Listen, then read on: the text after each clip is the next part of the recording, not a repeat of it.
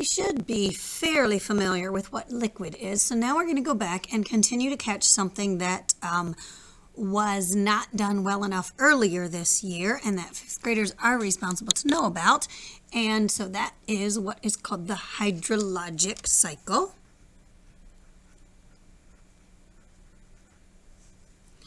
And actually we're going to talk right now about just the how about we change this, sphere. We'll talk about the cycle tomorrow and the next day. Sorry, I got ahead of myself. So this infographic, this picture with information and data, because data has to do with numbers and measurements. This is helping you think about the hydrosphere. Hydro meaning water, sphere meaning as it surrounds us on Earth. We are going to look at the liquid part. We looked at the solid part last week, the solid part of the hydrosphere. Now we're going to look at where the hydrosphere has liquid showing up. There is some information here above where the questions are. If it's helpful for you to put the line across like I did, that is perfectly fine. You will need to use both the graph and the printed information to answer the questions at the bottom. Okay, so this text is structured a bit differently than we've seen it before. This is a paragraph, but here we have a main idea with just almost bullet points. So these are details that are pulled out individually. Anytime you're dealing with a lot of data, and you really want people to focus on each of those numbers and what they might mean, it's almost easier to pull it out and put it in bullet points because people can get lost in the numbers pretty quickly. Okay? So to look at the assignment then on the bottom, according to the text, so that means you will find this information among the words. And just a short blank. So can you find this particular fact up among the text? Number 2 is according to the graph.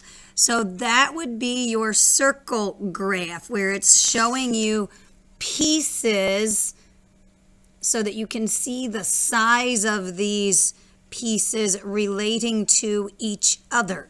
So if you look at liquid water in the hydrosphere, most water in the hydrosphere is not even liquid to begin with. So that's sort of what it's getting at when it asks you to look at the graph.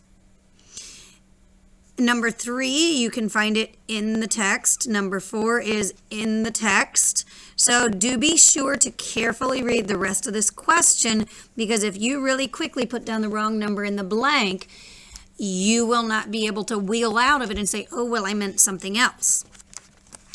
Now, 5 and 6 are pulling in the idea that we've worked with a bit, idioms. Idiom is a figurative language. It's an example of figurative language. It's just a common saying that doesn't mean what the words literally say. Number 5 is basically asking you, what is an idiom? Don't make this too hard. I want the answer that I gave you right there on the paper already. The answer is in a complete sentence. And since we've been talking about it, it should sound very familiar. Number 6 then focuses you on the idiom, a drop in the bucket. See how it's in quotation marks here and it's up here in the text. So the first thing it's asking you about is, does the idiom a drop in the bucket mean a large or small amount? The idiom, a quotation mark, drop in the bucket, quotation mark, means, and then you either finish it with a large amount or you finish with a small amount. Once you have these answers, really think through what this graphic is showing you, the data, what the text is pulling out, because it all sort of leads up to this last sentence. This last sentence really truly is being used as a conclusion to summarize all the data, to take a bigger idea out of these individual pieces of data, these individual measurements and numbers. Why is the last sentence a good conclusion? Why does it pull in all the data that's included in the graph and the text? Remember what we've learned about liquid water in the first place. Okay, so this answer really should take up all 4 of the lines. Think about, okay, what do we know about what it takes to survive as life on Earth? That's being shown in the graph.